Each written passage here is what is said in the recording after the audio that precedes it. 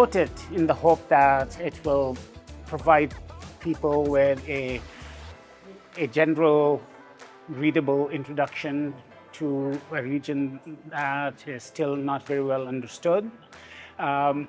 For its translation to Kazakh, I'm completely honored that it's being translated into Kazakh. Бұл кітаптың маңызы бұл орталық Азия өңірін біртұтас аймақ ретінде қарастырады. Ал біз орталық Азияда жұмыс істейтін сараптама орталығы болғандықтан, бізге бүгінгі күнгі үрдістердің тұрғысынан бұрынғы тарихпен ұштастыра отырып, бұл аймақты біртұтас етіп қараған өте қызықты болып көрінді. Кітаптың толықтай авторлық құқығын Принстон университетінен алдық. Және де тікелей ағылшын тілінен аудардық. Сонымен қатар аудармашымыз, редакторларымыз айтқандай, автордың өзінің де тілі жеңіл болды. Жазбасы қатты күрделі емес. Сол себепті қазақ тіліне, қазақ нұсқасы да өте жақсы жеңіл түсінікті шықты.